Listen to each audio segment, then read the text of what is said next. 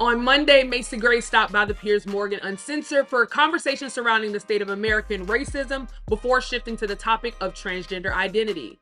The two would talk about what it means to be a woman, and Gray said, and I will say this, and everybody's gonna hate me, but as a woman, just because you go change your parts doesn't make you a woman. Sorry, I know that for a fact. But if you want me to call you a her, I will, because that's what you want.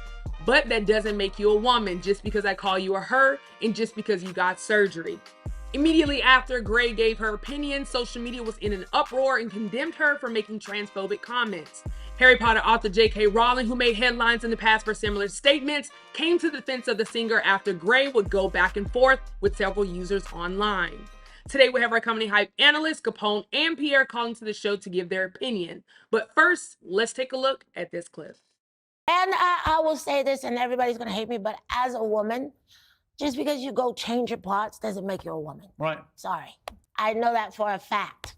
Like, if you want me to call you a her, I will, because that's what you want. But that doesn't make you a woman just because I call you a her and just because you got a surgery. And I don't think you should be called transphobic just because you don't agree with, I just, there's a lot of, judgment and throwing, stones at people for just saying what it is, you know what I mean?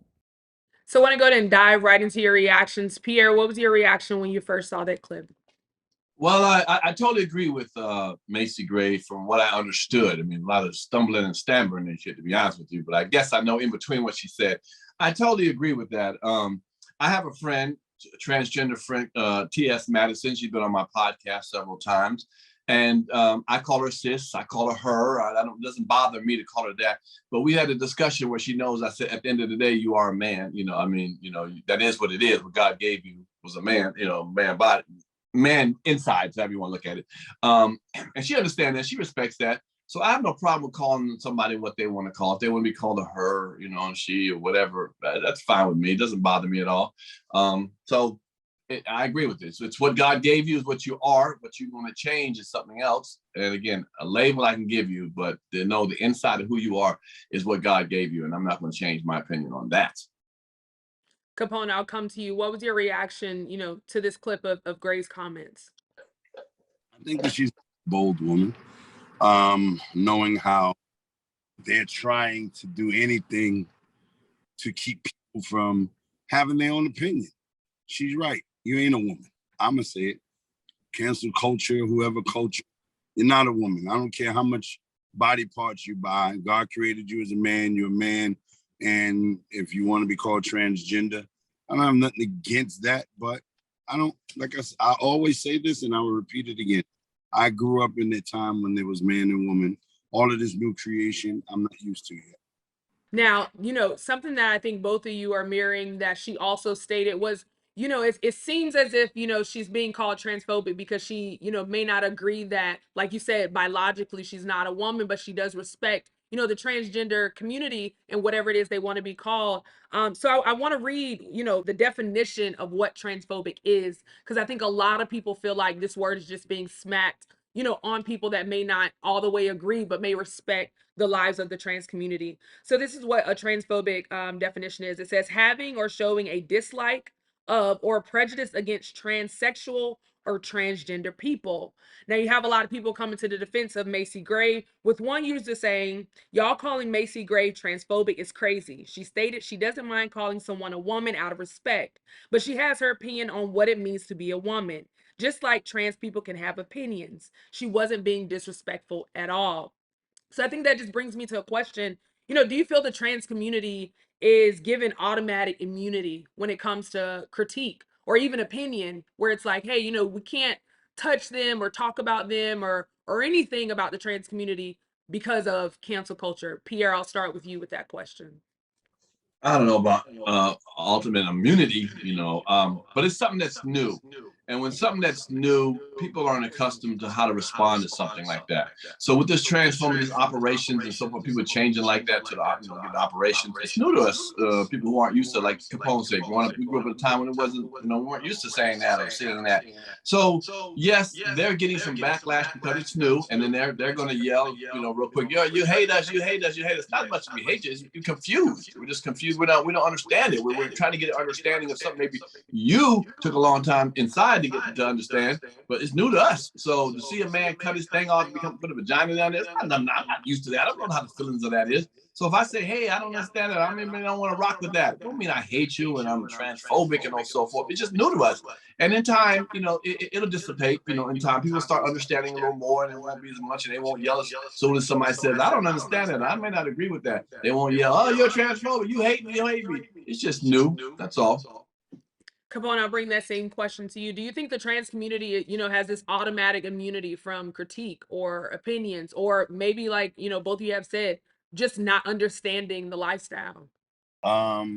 Pierre put it very well. Every time that you don't agree with somebody doesn't mean that you hate them. Why does this special community always come down to hate? Yeah, I don't understand. I haven't did the research.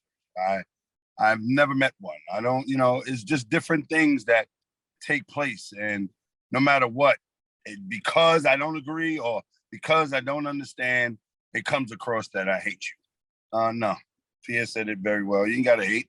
I don't understand it. And there's some people who don't want to understand it. Live your life, do whatever you got to do. There are plenty of people who don't understand what it's like to be a Black man every day. And when the cops pull you over, you don't know if you're going to survive that or not. No, I absolutely agree. And I appreciate both of you, equally giving such a balanced response to these questions. Now, another topic that they did touch on, and I know it's been a big one in the news, is when it comes to, transgenders being a part of different sports, whether you have a transgender woman in a woman's sports or a transgender man in a man's sports. Pierre, I'll come back to you. When we're looking at that, and I think, they talked about it in the interview, we're looking at the biological makeup of a person. So we see a transgender woman, running track with, women that were born women, or cis, I think cis women is what they're called. There seems to be some conflict because naturally a man is typically stronger and faster than a person that is born woman. So I ask you, do you think, when it comes to sports, or even when we're talking about bathrooms and things, do you think there should be a separate category for transgender women and men, as opposed to people that were born men and women? Yeah, we have a thing called the Special Olympics. They don't go along with the regular people in the Olympics. So with transgender, let's have a transgender, sporting group. What's wrong with that then? So if they're so inclined to want to change their situation, then what's wrong with them having their own little situation? What's wrong with having a transgender basketball league, or transgender Olympics and so forth? Transgender boxing. Let's do that. I mean, you know what I'm saying? So, like I said, the people in the Special Olympics ain't trying to run into the regular Olympics. They know what it is. They know the handicap that they have, or the advantage. Capone, I'll bring that same question to you. What are your thoughts? When we're looking at sports or bathrooms, do you think there should just be a separate category, between the transgender community and, people that are heterosexual? Yeah, they built this community. They should go on with what they build.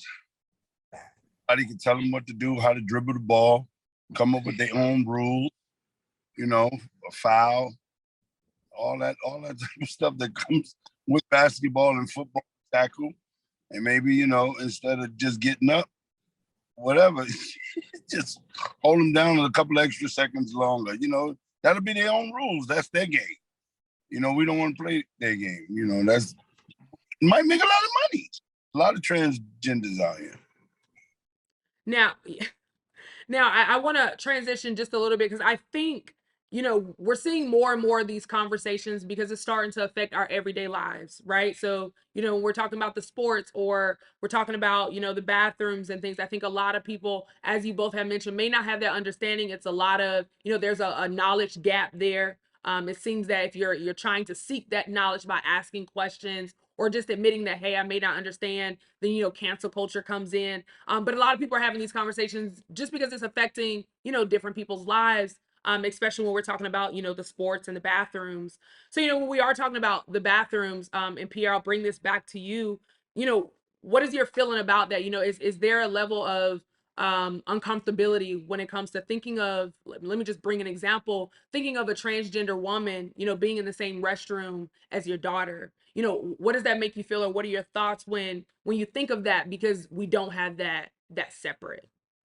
Well, that wouldn't really necessarily bother me, because they have to remember now, some of these people watching this are not accustomed to some of the higher end cities like New York, who have a universal bathroom where men and women can go in the same bathrooms. And I ain't talking about one toilet. We're talking about stalls and urinals. So the women can be in the stalls and the men can be at the urinals. Now, if we accept that and don't feel uncomfortable about that, that's happening a lot. Those, I don't know if you've been in the city, I don't know, South Carolina or Alabama, they don't do that there. But in the major cities, Chicago, New York, LA, and Miami, they do that in clubs. So if we're accepting that, then transgender can be accepted also. You know what I'm saying? Now, we put a stop to that. Men and women going to the same bathroom, with not, like I said, the same with stalls and urinal. We accept that. We should definitely accept transgenders being in the bathroom with people. Yeah, I think that's a great point. I've never been in that type of bathroom, but I have been in a restroom where I could see in the men's bathroom, because the mirror was just, where the mirror would be, it was completely open. That's actually here in Atlanta, a bowling alley. So yeah, no, I think that's a great example. Capone, I'll bring that same question to you. What are your thoughts, when we're thinking about, restrooms and thinking of your daughter or your son being in a same restroom with a transgender man or woman, where's that level of comfortability for you, or what are your thoughts on that? That's a real great question, but it's also a hard answer, because as a Black man, I remember when we couldn't go in white bathrooms. So to put them out and say that they can't use bathrooms, that brings back a whole different feeling of, white only water drinking and all of that, so it's that's rough to say. It depends on the place. And I think that if you have a child, a parent should always escort a child to the bathroom no matter what, period. Sure. Yeah, I was gonna say the same thing. I mean, your child should go to the bathroom by himself anyway, but yeah. No, I appreciate that, because I think, like I said, a lot of people are having these conversations. And I think because you both were given such balanced responses, I just want to make sure we dive into that, because I think it's a big topic, something that we're seeing more and more in these conversations. And I just hope, as we move forward, just like, Capone mentioned, we go through that as Black people. We've had that experience, we understand it. And I think it's just a level of having the respect. You don't necessarily have to agree with everything, but as long as you have that respect. So I appreciate both of you for having that respect and giving your thoughts and opinions. Now, before we head out, it's been a long time since I've seen you all. So I want to know, what do you have coming up, Pierre, and how can everybody follow you? July 14th, I will be at the DC Winery in Washington, DC. On July 22nd, 23rd in Atlanta at the Uptown Comedy Club in Hateville, right outside of Atlanta. And you can always watch my new season's dropping of Pierre's Panic Room on YouTube. Check that out. And we got a special popping very soon with Comedy Hype. So I'm excited about that. And you can catch me at the local grocery store, the mall, and I'm shopping. I'm popping, I'm buying shit. You know what I'm saying? Get me anywhere with $1 being made shit.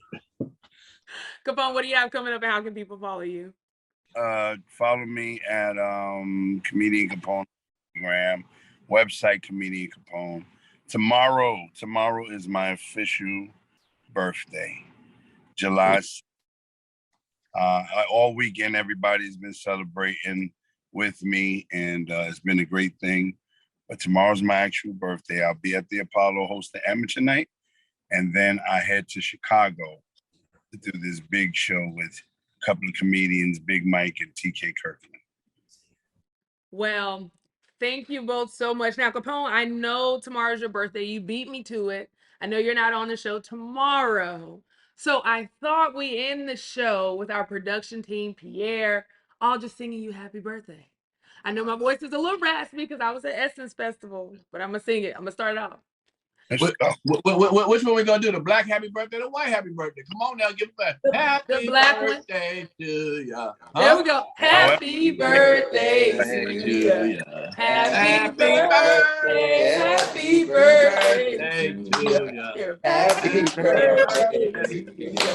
Happy birthday. Y'all know how to end it. Happy Happy birthday. Happy birthday. And then we never know when to end. So I'm gonna end this right there.